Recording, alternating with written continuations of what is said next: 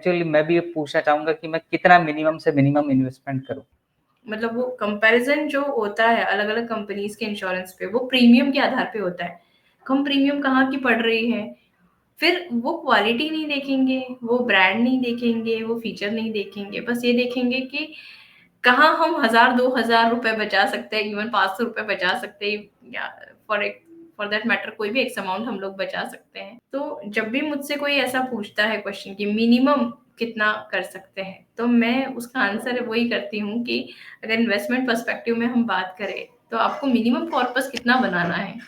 जितना आपको minimum corpus बनाना है उतना मिनिमम आप इन्वेस्टमेंट कीजिए, जितना आपको मैक्सिमम कॉर्पस बनाना है उतना आप मैक्सिमम इन्वेस्टमेंट कीजिए। चीज़ होती है बहुत सारे लोगों में एक बड़ी इम्पोर्टेंट बीमारी होती है, वो बीमारी ये होती है, जो मैंने आपसे पहला क्वेश्चन पूछा था उसी से रिलेटेड ये थोड़ा-सा है, एक कम इंश्योरेंस लेने की बीमारी।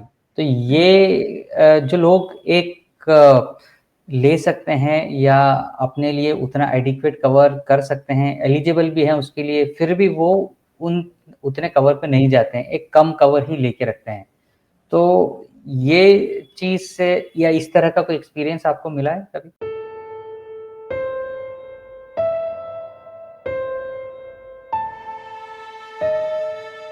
नमस्ते, मैं हूँ राहुल और आप देख रहे हैं इन्वेस्टमेंट पर हमारी स्पेशल सीरीज़ जिसमें दीप्ति जी हमारे साथ हैं। दीप्ति जी जो है वो फिन्वेस्ट्री फर्म की फाउंडर हैं, जो कि देश-विदेश में लोगों को इन्वेस्टमेंट्स की सर्विसेज़ प्रोवाइड करती हैं। दीप्ति जी आपका बहुत-बहुत धन्यवाद, आपने समय दिया इसके लिए। आपका भी बहुत-बहुत धन्यवाद। राइट। दीप्ति जी एक बड़ी इम्पोर्टेंट चीज़ होती है, या लोग सबसे पहले इन्वेस्टमेंट करने के लिए या कोई म्यूचुअल फंड में हो या इंश्योरेंस में हो, सबसे पहले ये देखते हैं कि यार कम से कम कितना करना है, मिनिमम इन्वेस्टमेंट कितना करना है। तो ये क्या मतलब चीज़ है, थोड़ा-सा बताइए। मिनिमम एक्चुअली मैं भी ये पूछना चाहूँगा कि मैं कितना मिनिमम से मिनिमम इन्वेस्टमेंट करूँ? सही बात है। जैसे मैं दोनों तरीके की बात आपको करती हूँ। इन्वेस्टमेंट में अगर जैसे इन्वेस्टमेंट करना हो किसी को भी, तो सबसे पहला क्वेश्चन यही होता है कि मिनिमम टिकट साइज़ क्या है? मिनिमम अमाउंट कितना है? अगर एसआईपी भी करनी है, तो मिनिमम कितने की कर सकते हैं? अगर वन टाइम इन्वेस्टमेंट भी करना है, तो मिनिमम कितने का कर सकते हैं? वो एक सबसे पहला क्वेश्चन होता है। दूसरा, इंश्योरेंस में जब हम बात करते हैं तो लोगों का कंसंट्रेशन इस पे होता है कि प्रीमियम, दो चीजें, एक तो मिनिमम कितनी हो सकती है, दैट इज वन। दूसरा ये कि कम से कम कहाँ से मिल सकता है। मतलब वो कंपैरिजन जो होता है अलग अलग कंपनीज के इंश्योरेंस पे, वो प्रीमियम के आधार पे होता है। कम प्रीमियम कहाँ की पड़ रही है, फिर वो क्वालिटी नहीं देखेंगे, वो ब्रांड नहीं देखेंगे, वो फीचर नहीं देखेंगे, बस ये देखेंगे कि कहाँ हम 1000 2000 रुपए बचा सकते हैं, इवन 500 रुपए बचा सकते हैं, या फॉर दैट मैटर कोई भी एक्स अमाउंट हम लोग बचा सकते हैं। तो मिनिमम पे बड़ा फोकस रहता है लोगों का। तो जब भी मुझसे कोई ऐसा पूछता है क्वेश्चन कि मिनिमम कितना कर सकते हैं, तो मैं उसका आंसर वही करती हूँ कि अगर इन्वेस्टमेंट पर्सपेक्टिव में हम बात करें, तो आपको मिनिमम कॉर्पस कितना बनाना है। जितना आपको मिनिमम कॉर्पस बनाना है उतना मिनिमम आप इन्वेस्टमेंट कीजिए, जितना आपको मैक्सिमम कॉर्पस बनाना है उतना आप मैक्सिमम इन्वेस्टमेंट कीजिए। कोई भी आपको ये नहीं बोल रहा है कि आप अपना पूरा सेविंग अकाउंट खाली करके और इन्वेस्टमेंट करो, या अपनी पेमेंट लाइबिलिटीज को अवॉइड करके आप करो। लेकिन आप ये देखो कि जो भी आपका पेमेंट लाइबिलिटीज है या जितना भी आपका इमरजेंसी फंड है, उसके बाद आपका कितना बचा। और पेमेंट लाइबिलिटीज मतलब एक्चुअल लाइबिलिटीज, उसमें फिर वो बात डिस्क्रिशनरी वाले वो आइटम नहीं होने चाहिए कि हमें ये पसंद आया हमने ये खरीद लिया, या हमें ये अच्छा लगा हमने वो कर लिया, ये एंजॉयमेंट कर लिया, वो वाली सारी चीजें नहीं। मतलब जो एक्चुअल लाइबिलिटीज है कि हमें अपना घर का रेंट या ईएमआई पे करनी है, हमें बच्चों की फीस पे करनी है, हमें इलेक्ट्रिसिटी बिल भरना ही है, ग्रोसरी लानी ही है, या जो भी XYZ पेमेंट लाइबिलिटीज होती है, उतना एक्सक्लूड करके और प्लस इमरजेंसी फंड रख के फिर कितना कॉर्पस बच रहा है, अब उसमें से हम मैक्सिमम क्या कर सकते हैं वो आप देखो। दूसरा, रही बात इंश्योरेंस वगैरह साइड की, तो इंश्योरेंस में भी ये रहता है कि जो प्रीमियम कंपैरिजन रहता है मिनिमम पे रहता है, तो वो मिनिमम पे प्रीमियम कंपैरिजन करने की जगह आप क्वालिटी ब्रांड देखिए, क्योंकि जब क्लेम सेटलमेंट होगा तो उस टाइम पे जो अच्छे ब्रांड्स है, जो क्वालिटी कंपनीज है, जो जिनमें फीचर्स अच्छे हैं, भले उनके प्रीमियम अच्छे हो लेकिन क्लेम सेटलमेंट वो स्मूथली करेंगे। सॉरी। वो क्लेम सेटलमेंट स्मूथली करेंगे। तो हमें अगर क्लेम के लिए अच्छा एक्सपीरियंस चाहिए, तो हम सिर्फ और सिर्फ प्रीमियम ना देखें, हम बाकी 4 एडिशनल चीज़ें भी देखें। बराबर। मतलब इसमें ये एक यूज़र को या एक इन्वेस्टर को ये एक समझना बहुत ज़रूरी है कि सिर्फ़ और सिर्फ़ प्रीमियम का अमाउंट या मेडिक्लेम की प्रीमियम का अमाउंट या इंश्योरेंस की प्रीमियम का अमाउंट जिसका कम आ रहा है वो हम लोग ले लें, उसके बजाय वो उसे उसके फीचर्स को भी देखना चाहिए, उसके कंपनियों के क्लेम सेटलमेंट रेशियो को भी देखना चाहिए, फिर उस कंपनी की क्या रेपुटेशन है, क्या ब्रांडिंग है, उसको भी देखें और उसके बाद में फिर चीज़ों को समझें, एनालाइज़ करें और फिर आगे बढ़ें। एक बात आपने बड़ी अच्छी कही कि आपको कितना मिनिमम कॉर्पस क्रिएट करना है, उतना आप मिनिमम इन्वेस्ट कर लें और कितना आपको मैक्सिमम कॉर्पस इन्वेस्ट करना है, उतना आप मैक्सिमम इन्वेस्ट कर लें। तो यूजुअली इसके बाद में आपको क्या आंसर सुनने को मिलते होंगे यूज़र्स के? नहीं, फिर यूज़र्स या तो कुछ आंसर करते नहीं है, स्माइल कर देते हैं, या फिर ऐसा होता है कि अच्छा चलो अभी तो आप बताओ ना मिनिमम कितना कर सकते हैं, फिर उस हिसाब से हम कर लेते हैं। और तीसरी कैटेगरी के लोग ये होते हैं जो समझते हैं इन चीज़ों को और समझ के फिर वो प्रॉपर प्लानिंग के हिसाब से चलते हैं, तो उनके कॉर्पस भी बड़े बनते हैं। क्या होता है कि एक टेम्पटेशन होता है मतलब हर टाइम पे कि अच्छा बैंक अकाउंट में इतना पैसा है, चलो अभी ये खरीद लेते हैं, वो खरीद लेते हैं, एक जो डिजायर्स के लिए रहता है। और दूसरा, ठीक है आज पैसा बच रहा है तो हम इतना खरीद लें अपने डिजायर्स को पूरा करने के लिए, या हम इतना इन्वेस्ट कर दें फ्यूचर के हिसाब से। तो जो ज़रूरी है उससे पहले जाना चाहिए। तो मैं ऐसा नहीं बोल रही हूँ कि अपने डिज़ायर्स को फुलफ़िल कभी करना ही नहीं चाहिए, बिल्कुल करना चाहिए। लेकिन पहले जो अपना नीडेड इन्वेस्टमेंट है, वो करने के बाद फिर जो बचता है, मतलब आपने पेमेंट लायबिलिटीज़ का क्लियर कर दिया, उसके बाद आपने अपना इमरजेंसी फंड क्रिएट कर लिया, उसके बाद आपने अपना प्रॉपर इन्वेस्टमेंट कर लिया और उसके बाद अगर कुछ बचता है, तो आप ज़रूर उसको अपने डिज़ायर्स के लिए कीजिए। अगर आपको ऐसा लग रहा है कि नहीं मेरा बहुत कम बच रहा है और मेरी डिज़ायर्स तो फुलफ़िल नहीं हो रही, तो इनकम सोर्स बढ़ाने पे ध्यान दीजिए। कैसे आप कोई एग्ज़ैक्टली। अगर आप किसी जॉब में हो तो कैसे आप उसी जॉब में रह के बेटर आप काम करके प्रमोशन लेके और अपनी सैलरी इंक्रीज करवा सकते हो, या किसी दूसरी जॉब में जा सकते हो अगर आपको वहां लगता है कि ग्रोथ के प्रोस्पेक्टस नहीं है, प्रोस्पेक्ट नहीं है तो। या अगर आप कोई बिजनेस कर रहे हैं तो उसमें अपनी अर्निंग्स को कैसे मल्टीप्लाई कर सकते हैं उस पर ध्यान दीजिए। काइंड ऑफ अपना एक्सपेंस रिड्यूस करने की, मतलब एक्सपेंस रिड्यूस आपको अगर ऐसा लगता है कि नहीं करना है तो आप अपनी इनकम बढ़ाने पे ध्यान दीजिए। लेकिन कहीं भी आप इंश्योरेंस में इन्वेस्टमेंट में कोई कॉम्प्रोमाइज मत कीजिए, क्योंकि ये ही आपके फ्यूचर के लिए पिलर्स हैं। राइट। और एक और चीज़ होती है, बहुत सारे लोगों में एक बड़ी इम्पोर्टेंट बीमारी होती है, वो बीमारी ये होती है, जो मैंने आपसे पहला क्वेश्चन पूछा था उसी से रिलेटेड ये थोड़ा-सा है, एक कम इंश्योरेंस लेने की बीमारी। तो ये जो लोग एक ले सकते हैं या अपने लिए उतना एडिक्वेट कवर कर सकते हैं, एलिजिबल भी हैं उसके लिए, फिर भी वो उन उतने कवर पे नहीं जाते हैं, एक कम कवर ही लेके रखते हैं। तो ये चीज़ से या इस तरह का कोई एक्सपीरियंस आपको मिला है कभी? बहुत बार मिलता है, बहुत लोगों में होता है। अगर जब जैसे हम टर्म प्लान की बात करते हैं या मेडिक्लेम की बात करते हैं, तो जब भी मैं उनको सजेस्ट करती हूँ कि नहीं आप आपका इतना एलिजिबिलिटी बन रहा है आपकी इनकम और आपकी एज के हिसाब से, तो आपको इतना टर्म प्लान लेना चाहिए। बट वो उतने उस अमाउंट पे कभी नहीं जाते हैं, वो हमेशा उससे कम वाला ही अमाउंट लेते हैं, क्योंकि उनको ऐसा लगता है कि प्रीमियम चली जाएगी तो इसका क्या मतलब।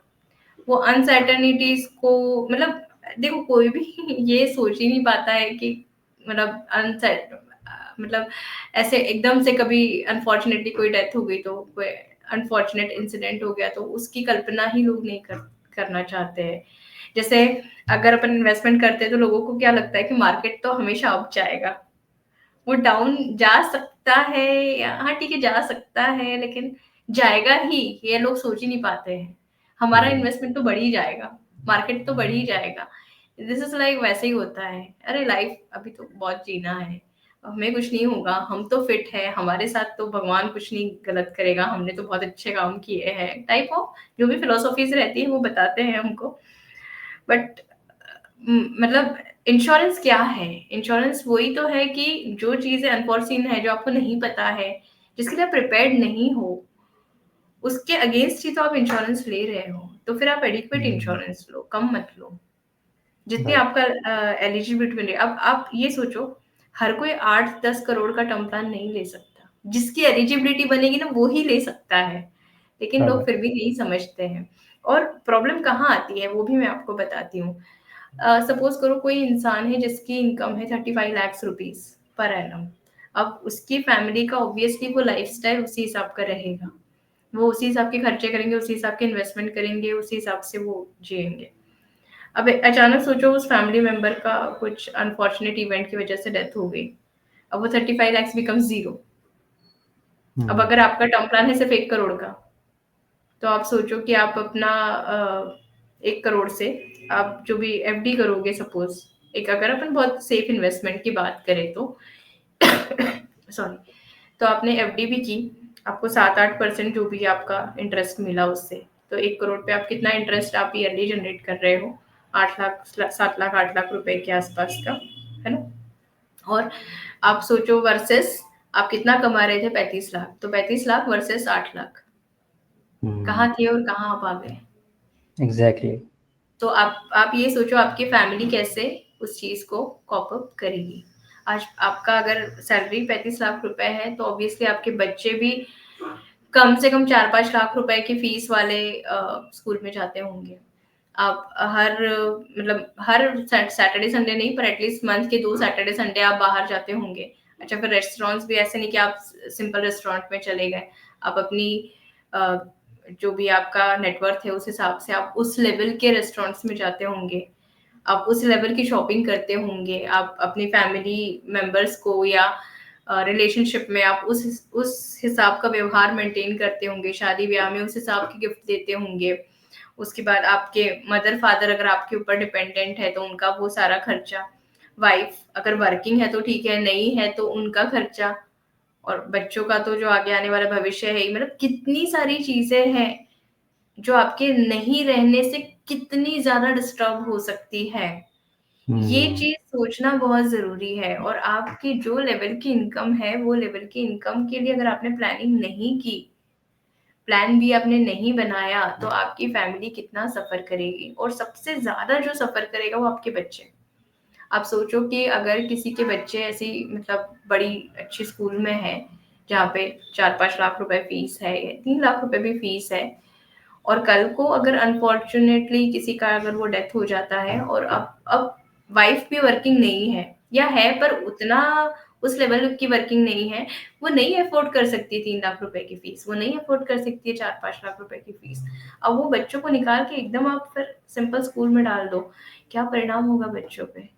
क्योंकि आपने उनको मतलब जो सपने दिखाए हैं, जिस लेवल का लाइफस्टाइल आपने उनको शुरू से प्रोवाइड कराया है, अब वो एकदम से यहाँ मतलब यहाँ से यहाँ आ गए, तो मतलब ऊपर से नीचे गिर गए एक तरह से। वो कैसे एडजस्ट करेंगे? बराबर। तो वो एक बहुत बड़ी डिफिकल्टी होती है। दूसरा, अगर हम मेडिक्लेम के टर्म पे बात करें, तो लोग अभी भी 3 लाख 5 लाख के इंश्योरेंस की इंक्वायरी करते हैं। ज्यादा हो गया तो 10 लाख का इंश्योरेंस लेना, नहीं, इससे कुछ नहीं होगा। आप सोचो कॉम्प्लिकेटेड जो सर्जरीज होती है, मैंने ऐसे बहुत सारे लोगों से मैं मिली हूँ जिनको अचानक से ब्रेन ट्यूमर हो गया, ब्रेन स्ट्रोक हो गया, कि कोई ऐसा एक्सीडेंट हुआ, ऊपर से नीचे कोई ऐसा गिरा कि उसकी कुछ नस दब गई, तो पैर एकदम उसका मतलब पैरों से चलना उसका बंद हो गया, एकदम पैरालाइज हो गया उसका पैर, या समथिंग जो भी बॉडी पैरालाइज्ड हो गई। अब ऐसी कोई भी सिचुएशन हो जाए, तो आप सोचो कि इलाज के लिए कितना खर्चा लगेगा। अगर सर्जरी बोल दी डॉक्टर ने तो कितना खर्चा लगेगा। किसी को एकदम कैंसर हो गया, तो कैंसर में मतलब जो कीमोथेरेपीज और वो सब रहती है, तो ट्रीटमेंट कॉस्ट क्या है? क्या आपने कभी उसको देखा है? तो वो देख कर अपना मेडिक्लेम आप लोग प्लान करो। मैं ऐसा हर इन्वेस्टर को बोलती हूँ, मतलब भगवान ना करे आपके साथ ऐसा कुछ भी हो, पर हम्म। हुआ तो हम क्यों टर्म प्लान, क्यों एग्जैक्टली। मेडिक्लेम ले रहे हैं? कि अगर हुआ तो अगर हुआ तो फिर सफिशिएंट कवर लो। हम्म। अगर आज आप 30 के हो, 40 के हो, अब अभी आपको सपोज कुछ भी नहीं है, बट एक आने वाले 10 साल 15 साल बाद अगर कुछ भी मेडिकल इमरजेंसीज आपकी स्टार्ट होती है, एक्सपेंसेस इस टाइप के होते हैं, तो क्या 5 लाख 10 लाख का कवर सफिशिएंट है उस टाइम के हिसाब से?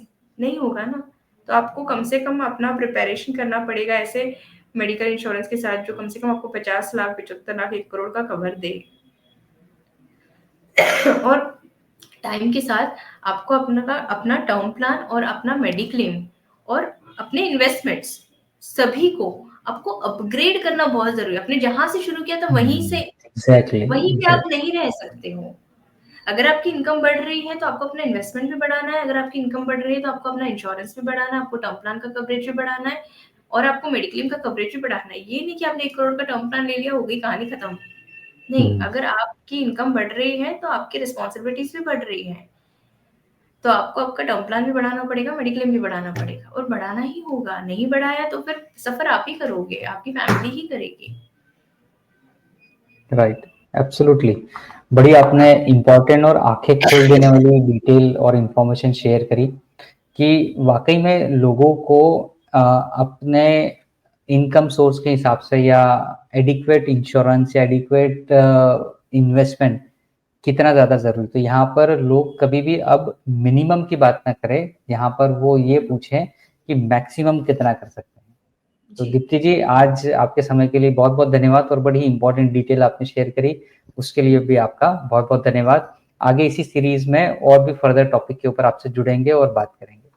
जी, जाते-जाते बस मैं आपसे एक बात और कहना चाहूँगी कि जैसे मैंने आपको बोला कि इनकम के साथ में अपने को मेडिक्लेम और टर्म प्लान का कवरेज भी बढ़ाना है, वैसे ही अगर आप म्यूचुअल फंड में इन्वेस्ट कर रहे हैं या कहीं पर भी कर रहे हैं, तो आपको अपना वो जो मंथली इन्वेस्टमेंट का अमाउंट है, वो भी आपको बढ़ाना चाहिए। अगर म्यूचुअल फंड में कर रहे हैं, आप एसआईपी कर रहे हैं, अगर आपने आज 5,000 की एसआईपी से शुरू किया है, तो ऐसा नहीं कि ज़िंदगी भर आप उसको 5,000 की ही रखो। हर महीने अगर आपकी सैलरी बढ़ रही है, आपके एक्सपेंस बढ़ रहे हैं, तो आपका इन्वेस्टमेंट भी बढ़ना चाहिए।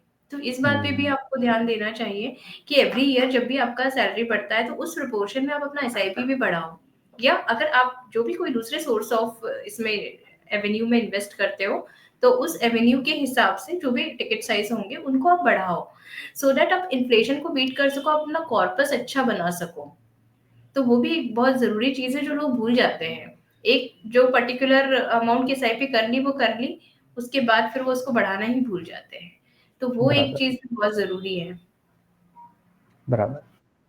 चलिए, थैंक यू दीप्ति जी। और फिर आपसे फर्दर मिलेंगे, जुड़ेंगे और बात करेंगे और चीज़ों को समझने की कोशिश करेंगे। बहुत बहुत धन्यवाद। Thank you.